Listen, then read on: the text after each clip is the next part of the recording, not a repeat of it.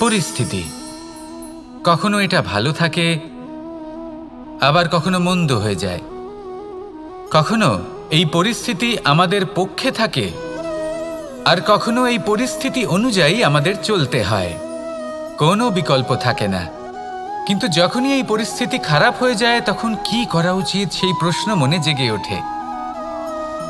পরিস্থিতি যখন প্রতিকূল হয় তখন আমরা কিছু হারালে তা হারিয়ে ফেলি, ঠিক আছে, কিন্তু যা বাকি আছে সেটা আমরা আগলে রাখতে পারি। পরিস্থিতিকে সামলে রাখার চেষ্টা আমরা অবশ্যই করতে পারি, শুধু সেটুকুই আমাদের হাতে রয়েছে। কিন্তু এর থেকেও বড় সমস্যা আছে, অহংকার।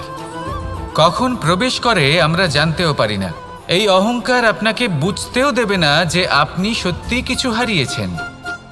আপনার কিছুই যাবে আসবে না।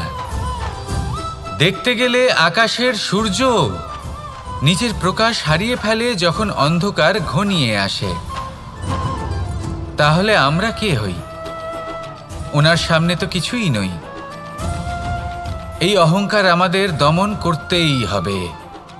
এটা বিশ্বাস করতে হবে যে এই সমগ্র সৃষ্টিতে আমরা শুধুমাত্র একটা কণা, তার থেকে বেশি আর কিছুই নয়। বিশ্বাস করতে হবে যে আমরা ততটাও বড় নই যে কখনোই কিছুই হারাবো না। এবার যেদিন এই জ্ঞান আপনি আত্মস্থ করে নিজের আচরণ পাল্টাবেন, মনে রাখবেন সেই দিনই অহংকারকে দমন করতে আপনি পথে অগ্রসর হয়ে পড়েছেন। এই অহংকারকে দমন করুন আর আমার সাথে ভালোবেসে বলুন, রাধা রাধা। তালা অনেক পুরনো একটা আবিষ্কার। যবে থেকে এই সংসারে বহুমূল্য বস্তু নির্মিত হয়েছে তবে থেকেই এই তালা নির্মাণ হয়েছে। তবে থেকে এর ব্যবহার করা হয়েছে যাতে উচিত সময় এলে পরে আমরা আমাদের বহুমূল্য জিনিসগুলো সুরক্ষিত রাখতে পারি এবং সময় এলে পরে বের করে সেগুলি ব্যবহার করতে পারি।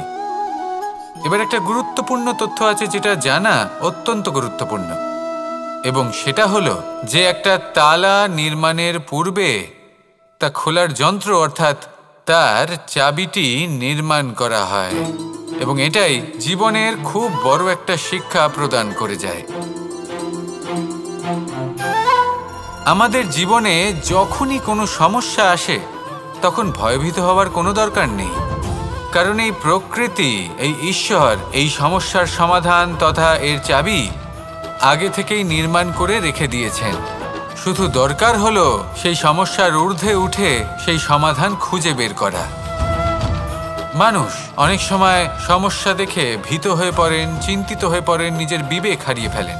আপনার শুধু এই মনকে শান্ত করা প্রয়োজন। এই শান্ত মনের সাথে এই সমস্যার নিবারণ খুঁজে নিতে হবে। তাই সমস্যা যতই তীব্র হোক না কেন ভয় পাওয়ার কোনো প্রয়োজন নেই। পরম শান্ত মনে সমাধান খুঁজে বের করুন। আসুন আমার সাথে ভালোবেসে বলুন, রাধা রাধা। মানুষ বড়ই বিচিত্র প্রাণী। অধিক থেকে অধিকতর ধন লাভ করার চেষ্টায় নিজের শরীরকে নষ্ট করে ফেলেন, নিজের শক্তি হারিয়ে ফেলেন, নিজের সামর্থ্য হারিয়ে ফেলেন। আর যে ধন লাভ করেন সেটা কোথায় যায়? সেই শক্তি, সেই সামর্থ্যকে আবার ফিরে পাওয়ার জন্য। আর কিছু মানুষ জীবন এমনভাবে যাপন করেন যেন তা কখনোই শেষ হবে না, কিন্তু শেষ তো সবারই হবে। আর যখনই শেষটা কাছে চলে আসে তখন মানুষ এটা বুঝতে পারেন যে সে জীবনকে উপভোগ করেননি। তার কারণটা কি? লালসা। এই লালসা জন্ম দেয় লোভকে, আর এই লোভ জন্ম দেয় আপনারই বিনাশকে। সেই জন্য আজ আপনার কাছে যা কিছু আছে, যেমনটা আছে তার সাথে জীবন যাপন করুন, পূর্ণরূপে যাপন করুন। আপনার কাছে যতই ধন, শক্তি, মান থাকুক তা সবার মধ্যে ভাগ করতে শিখুন। ভাগ করলে ভালোবাসা বাড়ে, আর এই ভালোবাসা দ্বারা জীবন আরও সুখময় হয়ে ওঠে। তাহলে আসুন আর আমার সাথে ভালোবেসে বলুন, রাধা রাধা। মানুষ সত্যের সাথে অবগত হবার জন্য ব্যাকুল হয়ে থাকে, চিরকাল চেষ্টা করতে থাকে। জন্ম থেকেই তার মনে এই ইচ্ছে জাগ্রত হয় সত্যিটা কি সেটা জানতে। এবার এই ইচ্ছে এটা পূর্ণ কিভাবে করা যেতে পারে? কারণ মনে হয় যে জ্ঞান অর্জন করলেই এই ইচ্ছে পূর্ণ হতে পারে। তাই কেউ কেউ জ্ঞানের পেছনে ছুটতে থাকেন। কেউ এটা ভাবেন যে এই ইচ্ছে পূর্ণ করা যেতে পারে ধন আর শক্তির দ্বারা, তাই তারা ধন আর শক্তি প্রাপ্ত করতে চান। কেউ আবার ভাবেন যে অন্তরের মন্থন দ্বারা এটা সম্ভব হতে পারে। এবার এটাও সত্যি যে মন্থন করলে অমৃত লাভও সম্ভব হতে পারে, কিন্তু তার জন্য এই মন্থন করার জন্য একটা উচিত দিকে অগ্রসর হওয়া প্রয়োজনীয়। উচিত সংযমের দ্বারা সামনে এগোতে হবে, আর কোনো আশা না করে সামনে এগিয়ে যেতে হবে, তবেই এটা সম্ভব হতে পারে। একটা বাদ্যযন্ত্রের কথা ভেবে দেখা যাক। তার থেকে সুর তখনই নির্গত হয় যখন তার তারগুলি ঠিক করে বাঁধা হয়। যদি বেশি বেঁধে ফেলা হয় তাহলে তার ছিঁড়ে যেতে পারে, আর যদি ঢিলে থেকে যায় তাহলে তার থেকে উচিত সুর নির্গত হবে না। একটা অত্যন্ত গুরুত্বপূর্ণ কথা মনে রাখবেন, সত্যকে লাভ করার প্রাথমিক আধার হল অনুশাসন। জীবনে এই অনুশাসন আনুন, সত্য আপনা আপনি আপনার কাছে চলে আসবে, আর এই মন প্রসন্ন হয়ে বলবে রাধা রাধা। জীবনে যখনই কোনো কঠিন কাজ আমাদের সামনে আসে তখন আমরা কারোর না কারোর থেকে সাহায্য চাই, যেটা উচিত। কিন্তু যদি যে কোনো ছোটোখাটো বিষয়ে আমরা সাহায্য চাইতে শুরু করি তাহলে কি হবে? তাহলে আমরা নিজেদের সামর্থ্য, নিজেদের যোগ্যতাকে কখনো বাড়তেই দেব না, না আমাদের শক্তি কখনো বাড়বে, কারণ এটা আমাদের অভ্যেস হয়ে যাবে। যাই ঘটুক আমরা কারোর থেকে সাহায্য চাইতে চলে যাব, এটাই আমাদের স্বভাব হয়ে যাবে। সেই জন্য আমাদের যেটা করা উচিত সেটা হলো যতক্ষণ না আর কোনো উপায় থাকছে ততক্ষণ আপনি কারোর থেকে সাহায্য চাইতে যাবেন না। চেষ্টা করুন, যা সংকট থাকুক, সমস্যা থাকুক, পরিস্থিতি যতই কঠিন হোক, নিজে সমাধান করতে চেষ্টা করুন। যতটা পারবেন আত্মনির্ভর হওয়ার চেষ্টা করুন। যদি এটা করতে পারেন তাহলে আপনি অনেক কিছু শিখবেন। দিন প্রতিদিন আপনার জীবন আরও বেশি উজ্জ্বল হয়ে উঠবে, ব্যক্তিত্বের বিকাশ ঘটবে, আপনার শক্তি বৃদ্ধি পাবে, যোগ্যতা বৃদ্ধি পাবে, আত্মবিশ্বাস জেগে উঠবে, আর আত্মনির্ভর হয়ে মন বলবে রাধা রাধা। আমাদের জীবন হলো একটা উপবনের মতো, যেখানে কাঁটাও আছে আবার ফুলও আছে। আর যদি আপনি ফুল লাভ করতে চান তাহলে কাঁটার সংস্পর্শে তো আপনাকে আসতেই হবে। এটাই জীবনের সত্য। আমাদের জীবনে, আমাদের পরিবারে, আমাদের সমাজে দেখবেন ভিন্ন ভিন্ন ধরনের মানুষ আছে।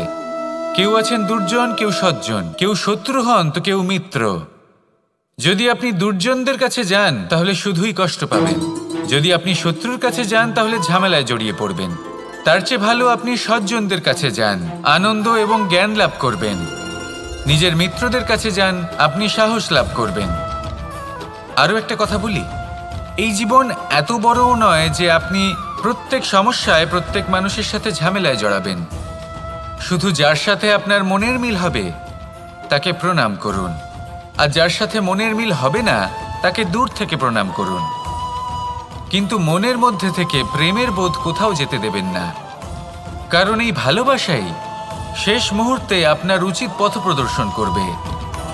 তাই এই ভালোবাসাকে মনে জাগ্রত রাখুন, আর এই ভালোবাসার সাথেই বলুন রাধা রাধা। কোনো এক সময়ের কথা,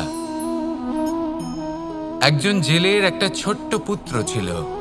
সে ভাবল যে আমি আমার বাবার মতোই মাছ ধরব।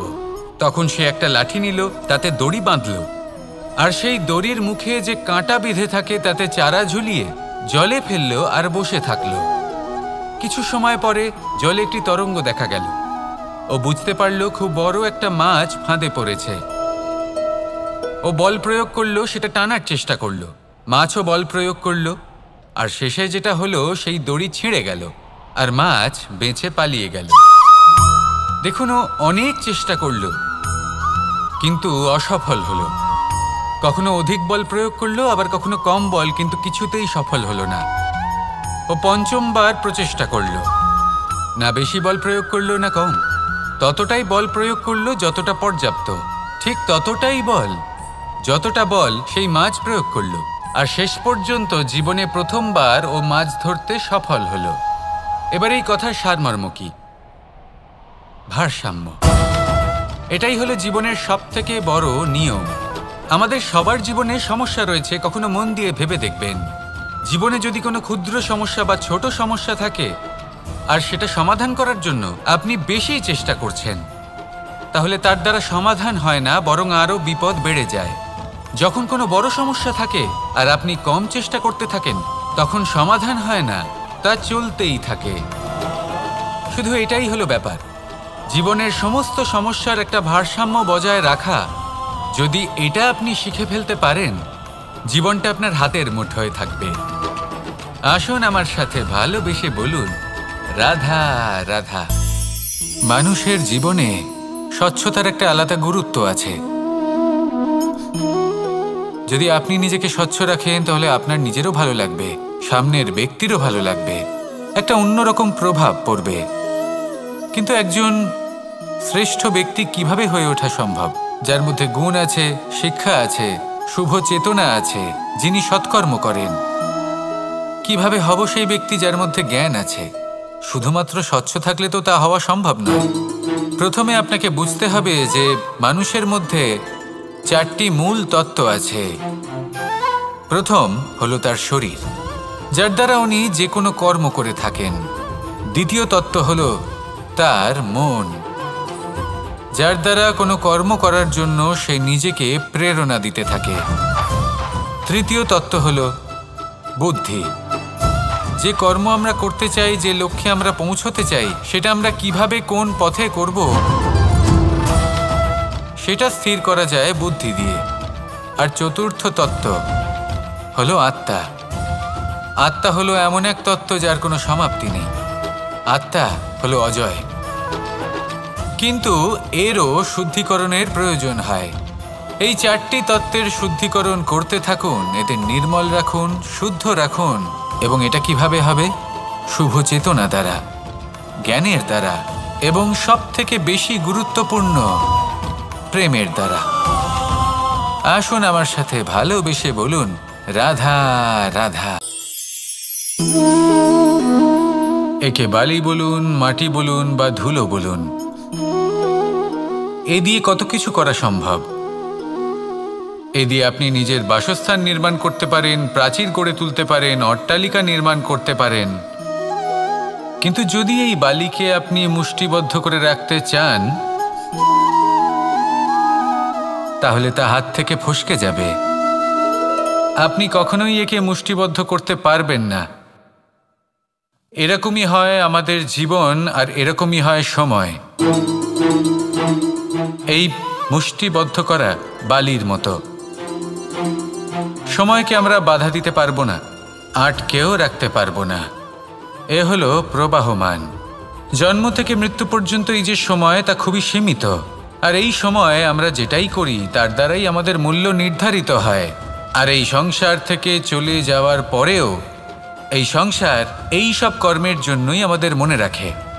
তাই যদি আপনি এটা ভাবেন যে আজ যে কর্ম করার ছিল আমি না হয় কাল করে নেব, কাল আমার লক্ষ্যে পৌঁছানোর কথা ছিল আমি পরশু পৌঁছব, না, এই সময় খুব মূল্যবান, একে নষ্ট করবেন না। এই সময়কে সদ্ব্যবহার করুন, মহান হবার পথে অগ্রসর হন। একে যদি মুষ্টিবদ্ধ করে রাখার চেষ্টা করেন,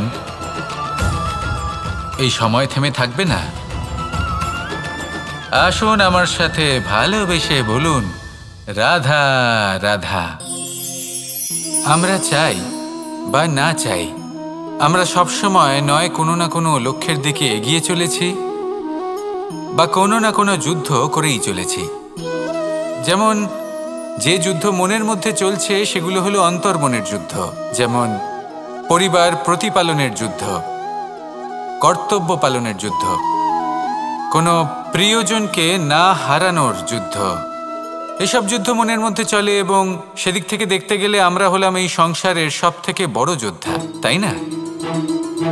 কিন্তু এই সব যুদ্ধে যদি আপনি জয়ী হতে চান, তাহলে 3টি বিষয় আপনাকে মাথায় রাখতে হবে।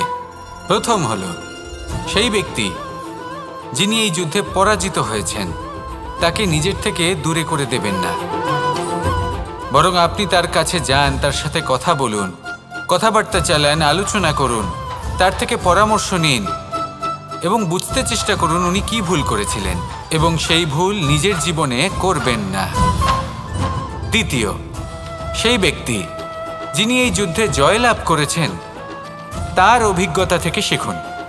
তিনি কি কি পদক্ষেপ নিয়েছেন, কিভাবে তিনি প্রারব্ধের গতিপথ বদলে দিয়েছেন, কোথায় বুদ্ধি প্রয়োগ করেছেন আর কোথায় বল প্রয়োগ করেছেন, এই সব কিছু তার থেকে শিখুন। এবং তৃতীয়, আপনার নিজের বিবেক, তার কোনটা উচিত বোধ হচ্ছে কোনটা অনুচিত বোধ হচ্ছে সেটা বুঝে নিন। যদি এই তিনটি বিষয় আপনি বুঝতে পারেন তাহলে ধরে নিন যে আপনি সাফল্যের পথে অগ্রসর হয়ে চলেছেন। আসুন আমার সাথে ভালোবেসে বলুন, রাধা রাধা। কনক, কি সুন্দর একটা শব্দ। এর অনেকগুলো রূপ রয়েছে, অনেকগুলো অর্থও রয়েছে। প্রথম অর্থ হলো স্বর্ণ, অর্থাৎ সম্পত্তি। দ্বিতীয় অর্থ ধুতুরা, অর্থাৎ গাছের ছোট একটা বীজ যা কিনা অত্যন্ত শক্তিশালী হয়। যদি বেশি মাত্রায় এর প্রয়োগ করা হয় তাহলে এটা বিষময় হয়ে উঠতে পারে। এই হলো সেই ধুতুরা যার প্রয়োগ মহাদেবের পুজোতে করা হয়। এবার প্রশ্ন হলো এটাই যে এই স্বর্ণ এবং এই ধুতুরার মধ্যে মিল কি রয়েছে। মিল হলো এটাই যে এই দুটোই মানুষকে মত্ত করে তোলে। ধুতুরা মানুষকে তখন মত্ত করে যখন তাকে সেবন করা হয়, কিন্তু স্বর্ণ, ধন, সম্পত্তি, মানুষ এটা যতটাই অর্জন করে নেয় সেটাই যথেষ্ট। এই স্বর্ণ মানুষের ভাবনা চিন্তা করার ক্ষমতাকে বশ করে ফেলে। মানুষ সম্পত্তির লোভে মত্ত হয়ে ওঠে, কারণ যে যত চমৎকারী, যতটা অমূল্য হয় তাকে সামলানো কিন্তু ততটাই কঠিন, তাই না? তাই মনে রাখবেন, ধন, স্বর্ণ, সম্পত্তি এগুলো ধুতুরার থেকেও অনেক বেশি বিষাক্ত হতে পারে। তাই এর ওপর আত্মসংযমের একটা কবচ পরিয়ে রাখবেন এবং বিবেকের শক্তির সাথে এগুলো প্রয়োগ করুন, তবেই কল্যাণ হবে। আসুন আমার সাথে ভালোবেসে বলুন, রাধা রাধা। বাহ, পুষ্পের সুবাস আমার খুব ভালো লাগে। অত্যন্ত সুন্দর হয় এই পুষ্প। এইভাবে চারিদিকে পুষ্প দেখে মন আনন্দিত হয়ে ওঠে। এবার আপনারা ভেবে দেখুন, আমার চারিদিকে পুষ্প নয়, আগুন আছে। তাহলে কি হবে? আমার শরীর কি জ্বলে যাবে না? অবশ্যই জ্বলবে। শরীরকে কি আগুনের তাপ সহ্য করতে হবে না? অবশ্যই সহ্য করতে হবে। এটাই হলো প্রকৃতির নিয়ম। এই নিয়ম কিন্তু আমরা সবাই জানি, কিন্তু আমাদের মধ্যে বেশিরভাগ মানুষ এই বিভ্রান্তি নিয়ে বাঁচি যে এই যে প্রকৃতির নিয়ম তা আমার ওপর প্রযোজ্য নয়। তা কিন্তু নয়। আমাদের চতুর্দিকে এই যে নিসর্গ রয়েছে, আমরা তার কতটা ক্ষতি করি সেটা একবার ভেবে দেখুন। আমরা বনাঞ্চল জ্বালিয়ে দিই, বায়ু দূষিত করি, জল দূষিত করি, প্রাণীদের হত্যা আমরা করি। কেন? এই নিসর্গ আমরা নষ্ট করি, যদিও আমরা জানি যে আমরাও হলাম এই নিসর্গেরই অংশ। এবার দেখুন, শরীরের কোনো অংশে যদি আগুন ধরান, আস্তে আস্তে সমস্ত শরীরও জ্বলে যাবে। সেইভাবেই নিসর্গ যদি নষ্ট হয়ে যায় তাহলে মনুষ্য জাতিও নষ্ট হয়ে যাবে। তাই এই যে নিসর্গ আপনি দেখছেন, এই পুষ্প, এই বৃক্ষ, বায়ু, জল, এদের সকলকে রক্ষা করুন, নষ্ট নয়। মনে রাখবেন, যদি নিসর্গ থাকে মানুষ থাকবে, যদি নিসর্গ থাকে তাহলেই জীবন থাকবে। আসুন আমার সাথে ভালোবেসে বলুন, রাধা রাধা।